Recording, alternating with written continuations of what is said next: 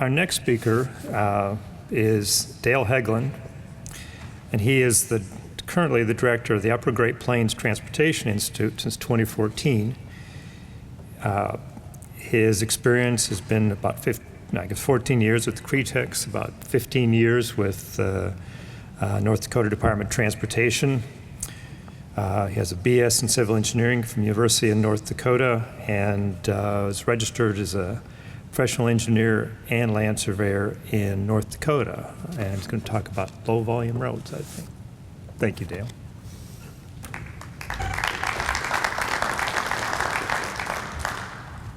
Well, good morning. So, under the university system, NDSU, North Dakota State University, Upper Great Plains Transportation Institute, I fall into the category of some research and then leading the North Dakota Local Technical Assistance Program. That means that I work with the county, cities, consultants, DOT, and help disseminate technical information to help them learn best practices. So this is a perfect venue for me to gather some information. I'll pass some on of what we're doing, and hopefully there's a two-way exchange of learning. Northern perspective. So to remind you where North Dakota's at, here's a little bit of information. And what does North Dakota mean to you? It probably means whiteouts, snow. And to give you a little more information on North Dakota, northern part of North Dakota, right up at the Canadian border, you can expect to have 65 days of below 0 degree Fahrenheit weather. On the southern end, you can expect to have 35 days of below zero weather. So does that entice anybody to quickly pack up and head north? Kevin, thank you. Well, I say that because since about 1900, the state's population has been hovering right about 700,000 people. Big state, low population. And bottom line is that we kind of like it that way. So these scare factors are things that we throw out there. And why do we do it? It's a fear factor for us. Think of, well, there are three of us from North Dakota here, Brad and Stephanie, and I'm sure you can attest to this, that as we're traveling around the world, there's one fear that we have. And that is if somebody asks you, if you know somebody from North Dakota, you want to absolutely, positively say yes, that you do. And the odd thing is, most of the time, tell me if I'm right, we can. It's so crazy. It's a very, very small world. So the big fear, seriously, we don't want you to not move to North Dakota. It's a wonderful place. But it is odd, as in travel, how small the world is and how often we will know the person that somebody knows from North Dakota. Well, we look like we are at the very northern tier of the area. Not really when you look at the continent. We happen to be the centroid of the North American continent. Now, why do I mention that? I mention it because, we could say, hey, we're it. And with full confidence think that we are just the greatest thing. And with that, everything that we do is right. Why change? But that's certainly not the case. We heard yesterday and today about cultural changes. As we go through the presentation today, I want you to think about, could we do things differently? What could we do in our area to get out of that thinking that what we have in place is the best? Let's talk about a few things today. Define what normal is in North Dakota, local roadway demands, talk about some roadway issues, preventive maintenance, and then technology transfer, my favorite part. A little quick preview of North Dakota local system roadways. So this would be county, township, tribal roads in the state. About 80% of our road investment goes on our base grid, our CMC route, county major collectors. That makes sense. Those primary routes carry most of the traffic. That's where most of the money goes. What does that roadway system look like? That grid is mostly paved. And as the chart shows from some of the research that our institute's done, it's in pretty good shape. 62% is falling in the good category, 9% above that in the very good. What does a normal roadway look like in North Dakota? Not any different than anywhere else. Most is pretty open. Only 1% of North Dakota is forested, the least forested state in the nation. That means our clear zones are pretty good. You can see in this picture, they are. Now we're talking about preventive maintenance of roads. Later on in the week, you're going to be talking about preventive maintenance of bridges. In this picture, can anybody see anything that might raise a red flag for bridge preventative maintenance? Well, I'd look at the overlay on the deck. Have to question the overburden and how the deck and bridge are being maintained. That's a different subject, but something in the overall system you want to look at. As we look at the state, I'll give you a quick tour of what we have going on. On the right-hand side is the Red River Valley, extremely flat, the best farmland in the world.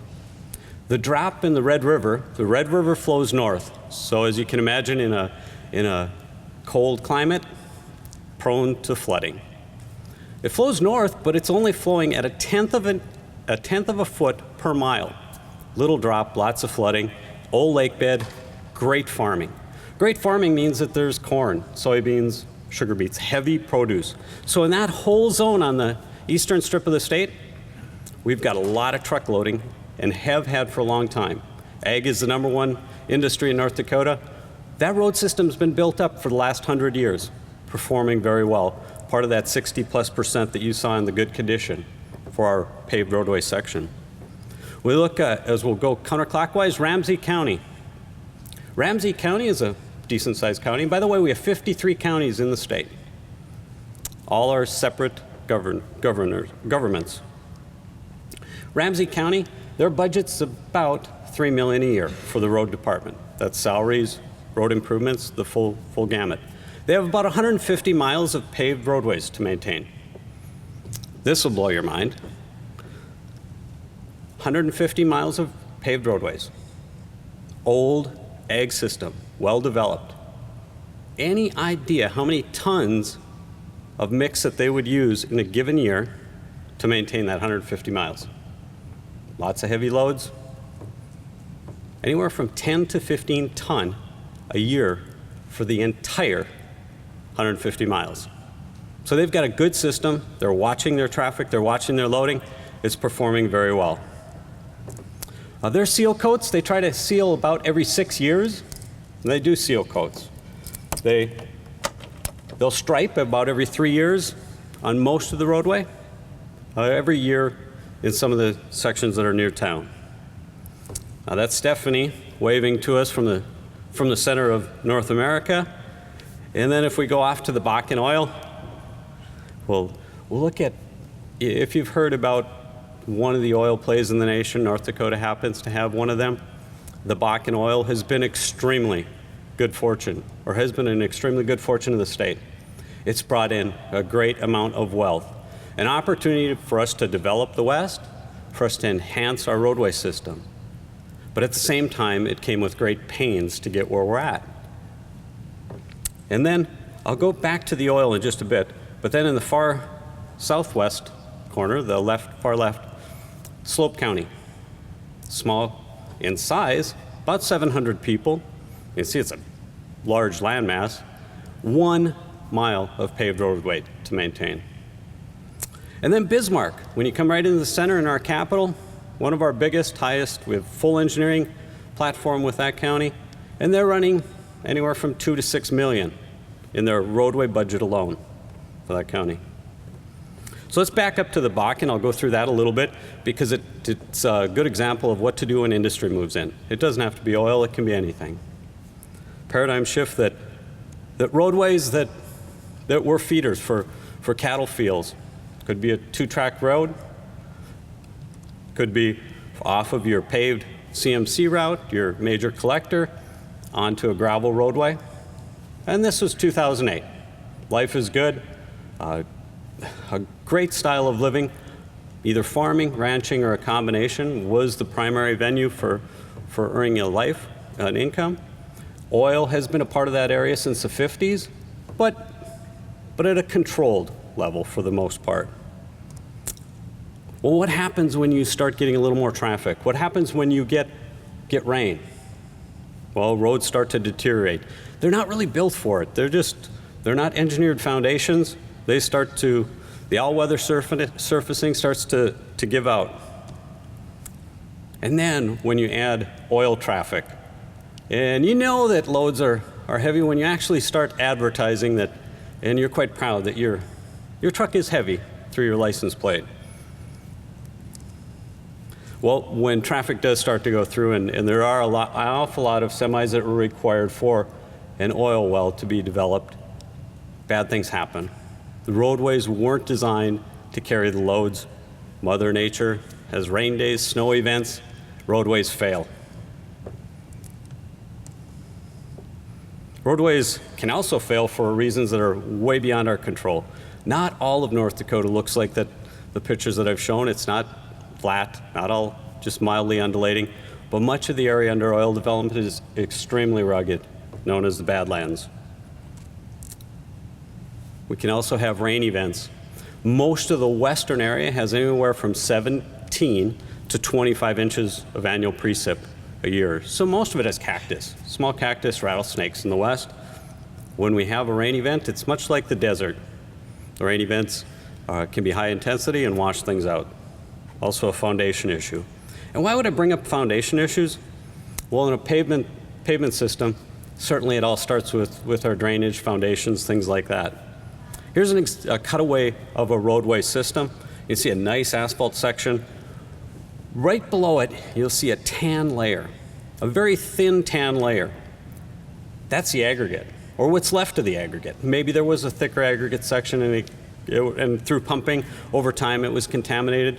But nonetheless, you see that there isn't any structural value left in the gravel base. Nothing. So now you look below that, and what do you find? Poor soil. CBR is usually in the 2 and under range. And if you remember that from engineering, it's less than 2 is not a desirable condition to be in. So you're putting a pavement section on what we saw that truck go through, get stuck in the mud, and expecting it to do something that it certainly wasn't intended to do. 2008, there weren't any rigs in play for the Bakken. 2010 and 11, there were over 215 rigs on any given day drilling in that area, with truck volumes kicking up from a normal 20% of your average daily traffic to over 80. A high and immediate toll on the roadway system. Many of the roads look like this. So, building foundations. The traffic's got to go, the oil's got to be developed. They were homesteading. That means that they were locking into the mineral rights. They were trying to get to every single section, not in a logical, planned out process, but to homestead, to lock into every section. To do that, they damaged most roads. Well, you need to keep the traffic going, the public and the oil industry. To do that, many of the roads were and are still enhanced through upper grid stabilization. Now you'd like to put in a geogrid, you'd like to put in a thickened asphalt or a thickened gravel section, but under traffic, narrow roadway sections, often the counties would revert back to a cement stabilized base. Enzyme, proprietary names such as Permazyme, Base One, Trail Boss, things like that were and are used to stabilize that upper foot. This is an example of a phase construction where one of our counties stabilized the top foot and then put basically a armor coat, a double chip seal on top. If that holds, then they'd go into a paved section. Here's one of the county road superintendents, Dennis Nelson. He's looking at that double chip seal coat, and if that's performing as he monitors it through a year, he'd go into an overlay. This is one of our counties out west that had oil in the 70s and 80s. They did some widening and then got impacted by the second go-around of oil. What you see here are a lot of dots along the outer edges. That's because the widening, at the time poor practices were in play, they just quickly had to widen to get traffic through. They weren't able to bench down. They didn't put a grid down. They didn't put an adequate aggregate surfacing in. They tried to bring the roadway up to grade, widen it out, and put an asphalt overlay. What happens when you do that? Well, you're doomed to failure because you haven't engineered a road system that's matching the remainder of the road section, and you will have problems. Another example is this is about a 1/2 inch to 3/4 inch roadway section. Spring, in March, in April, the sides of the roads, roadway stability is low. One truck goes down, wrecks the roadway. Here's an example of a well-engineered widening. You can see the original road in the center, 3/4, widening on the outer section. Is it expensive? Oh, yeah, it's very expensive. But they were able to keep traffic flowing while they were doing that. So how did they do it? Essentially, they dug down 2 feet, put a geogrid separation fabric, put in aggregate base, another separation fabric, a little overkill, but nonetheless it worked, and then paved on top of that. Pavement preservation. So you need a foundation. And in the areas that had to develop those roadways, they also had to think about water. Negative pore pressure, you can have a quick condition. You can see indicators of water. You see it all over. Up in our northern climate, you see where frost heaves ejects materials out of the soil. That's indicating 2 things. 1, that you have water that you want to get rid of, and 2, your soil types that are creating a problem. So you can look around as you're designing roadways at what you've got in play, what's working. Fence posts along the edge of the right-of-way can tell you an awful lot about what you should be doing, how your materials are changing through a project. Ken Swedeen is the executive director of DAPA, Dakota Asphalt Paving Association. He put together some quick notes for us, and really what he's saying, and I left them in entirety rather than abbreviating for you, but what he's really saying is, get the water out. Solve the water problem before you try to do your preventive maintenance, your extended plan for taking care of the roadway. First things first. If you've got a roadway section that's right at water level, you know you're going to have problems.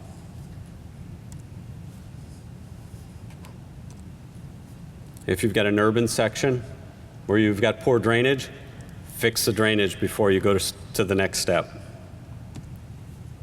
Another great example of maybe the lack of prior preventive maintenance and or the lack of water drainage or improper drainage.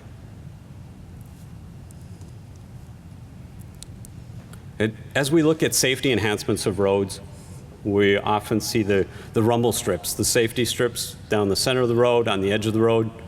It's imperative when you pick those kind of treatments that you understand if your pavement can handle it. This would be a good example of where I definitely wouldn't be putting rumble strips down the center of the road. And I think you can see why in the back. It's all patched. It did not perform. Water sections, water problem here, right? Maybe overloading. And overloading. So another thing that happened with the oil boom is a normal road in North Dakota was 80,000 pounds. That was the standard. That kicked up to 105.5. So the gross increase. Now the axle loading didn't. There are more axles on that truck, but nonetheless, it went to 105.5 as more of the standard. It's not a required standard for all roads, but it is becoming the norm for North Dakota.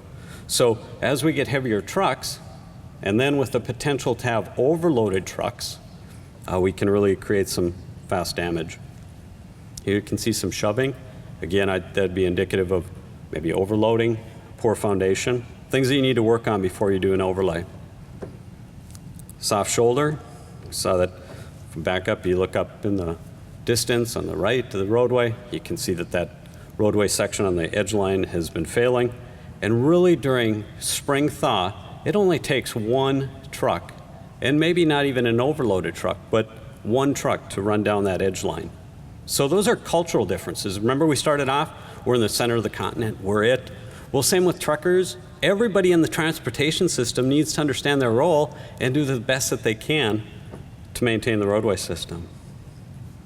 This kind of load, what's that going to do to that thin little amount of asphalt that they've put down. It's shot. You can see snow in the ditches. It didn't take long. It just wrecked it. Here's some more damage on a roadway section. You can see they've already repaired. The lane on the right, the lane on the left is in dire need of some attention.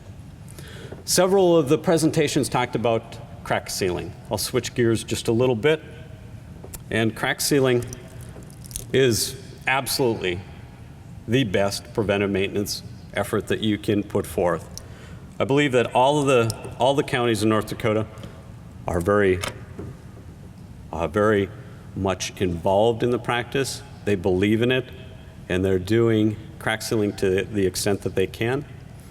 Two types of crack sealing would be just to pour the material on the crack, rub it out, or to actually route and seal. You know, whether you're one of the industry members like Craftco, whether you're one of the county leaders or the public, everybody has their different perceptions on crack sealing and what you should do. The good news is that most of our local entities already have the first big hurdle crossed, and that is to believe that they need to do it, and they are practicing it. And from that point, it's in our realm to help them understand the better practices to grow from that point. This is Kerry Johnson. He's one of the county road superintendents, and what I really love about the project that he did here is that there were depressed cracks on his roadway section. And to solve that, which we've been working on for many, many years, he elected to hire the supplier to put down the depression material. Now, why do I like that? I like it first because it hits home really hard with me personally. For 15 years, I worked for the North Dakota DOT. And about 20 years ago, we had a project in our district that we were going to do this. We contracted it out. We picked beautiful material, had a beautiful, beautiful roadway section that had severe depressed cracking. The ride was horrible. This was a perfect solution to that. However, my team member, the staff engineer that ran the project, the contractor that performed the work, neither of them, they were once removed from the real problem, the real solution. They both performed the project, but didn't have the end in mind. So in other words, they didn't fill the depression. They sealed the crack. At the end of the project, we had nice sealed cracks. The ride hadn't hardly improved. And you know what happens. The project is a failure. We're never going to try this again. Or something close to that. So what Kerry did is he hired the supplier to come in and perform the work. He paid him. And the supplier is the best person to either be on site as a technical resource if you bid out, or to do the work, because on that demo project, they're going to make sure it's done well and right. They're not going to bring in any special stuff, but you can then understand if the process works. And if the process works, you can contract it out, you know how to inspect it, you know how to move forward. So I love what he did here. He just put that down this summer, and we'll see next year and following years how it's performing. There's a closer view of what that looks like. So it's oil with a mastic with some small aggregate in. The ejection sprays, you see that all over. What I like about this project here, this is Williams County. I talked about a few budgets that were about $3 million for a road budget out in the east. Williams County is right in the heart of that oil country. They went from under $1 million for their entire budget in 2008 to just over $100 million on their road budget alone this year.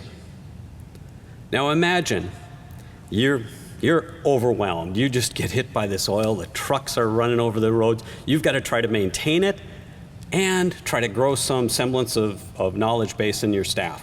It's a daunting task. Each of the counties out there have done an unbelievable job. One of the things that Dennis did really well in his county is to buy this piece of machinery. $300,000. It's a Duramax Durapatch. You can get a trailer or a truck. I like this style because it's one person in the cab injecting the oil, the rock, and it's safe. There you can see an example of some injection being down after a year. What do you notice about the picture on the left where the injection process had been used? It's wheel depressed. You can see cattails in the background. So as Ken Swedin pointed out, before you really get involved in your preventive maintenance and your repairs, look at your peripherals. Is it a foundation? Is it a water issue? And work on those. Another condition where spray injections tried to repair alligator cracking on the center line, pretty sure the foundations failed. There's just a mild blowout on the edge line. The repair is somewhat helping, betting that was probably just one isolated overload. Different ways of patching. Sawing out, doing a nice repair. Often we don't have time, but certainly if you want a roadway that's going to last, you need to do projects right. So advocate different patch processes. And then what about full width patches? We heard about cold mix patching in Kansas City. And in North Dakota, most of the time, we do hot mix patching. In the past, we used to do an awful lot of cold mix patching. Our cold mix would be some of the proprietary polymer, the sacks of mix that we'd use, found a very isolated location. But here you can see in the foreground, a paver laid patch by a maintenance crew, county maintenance crew, and in the back, they've skipped over. So they understand where they have structural deficiencies in the foundations, and they put an overlay on so that they're ready for that next seal coat. What about bridges? And on bridges, ride, dead load. Those are the things you've got to watch for. Railroad tracks, ride again. Let's look at some roadways. Here's a nice seal coat, a little fog on it. Looks great. Here's another one. What do we see the difference here? That's a county line. The county line, if you look in the foreground, has a seal coat with a fog on. That county road superintendent says, I like that. I like the fogs. In the background, the next county engineer says, I like fogs, but not everywhere. And so there's no fog seal on the same one. We'll be on the same roadway section. Difference in philosophy. Look at different options, how they work. Then difference in philosophies. What do you notice about this picture? Anything odd? Well, we right away can pick up that the shoulders, right? There's some shoulder work, some wheel path. There probably was a little overloading, probably a little foundation failure. But the different thing there is there's edge line, but no center line striping. Why? The philosophy from this county road superintendent was, well, I was having problems with the shoulders blowing out. In the spring, I'm going to try to keep people further in towards center. I'm going to put an edge line down. On the reverse, here's a county that says, you know what, I want to keep people on the right side of the road. I've got higher traffic on this roadway section. On the edge line, a little more expensive since it's solid, and so I'll go with center line striping only. And here is a very nice picture of a seal coat with a fog. And by the way, in North Dakota, most of our small cities, fogging has been in play really the last 3 years only. And our small cities do use seal coats with fogs quite often. Safety slopes, sloughs. Here's the first lift on a slough and second lift on a slough. North Dakota has long been a supporter of sloughs. We've been well beyond or much more conservative on sloughs than a federal safety slough. In other words, we target a 4-to-1 slough. We might often be at a 2.5-to-1, but we are at a flatter slough for safety reasons. And we can do that. When you look at our background, our clear zone, lack of trees, we can match into our ditch lines. So you need help. You need help. And that's where we come in with the technology transfer. And this is where our group, where you can reach out. We happen to have the luxury of managing the North Dakota Asphalt Conference. Last year we brought Larry Galehouse in. Larry Galehouse combined with Tom Wood from Jerry's Minnesota MDOT staff, came in and both talked about pavement preservation, tips and techniques. Was it powerful? Well, absolutely. We've got one consultant now that absolutely bought into the sealing immediately after paving. We've got 4 projects in North Dakota this year that had seal coats on top of their pavements, brand new pavements for the first time. We've got more consultants in counties, fog sealing. Additional advocates, Stephanie Weigel from the planning division. She's been an advocate of Texas Underseal. That came from past North Dakota Asphalt conferences. And then other technology transfer items. Our Upper Great Plains Transportation Institute, we've developed, we're just doing the beta testing. We've developed a local road surface selection tool where we help the locals understand the life cycle costs of different road surfaces. In other words, you're out west. You just got a pile of money. Oh, I should pave the road. I mean, let's just pave the road. That's the political approach. And that's right if you understand your maintenance costs. If you understand up front that you need a preventive maintenance plan, that you understand the equipment that it's going to take, and that you're committed to doing that. Because if you're not, quite frankly, you should leave it at gravel. And that's what we go through with the county leads.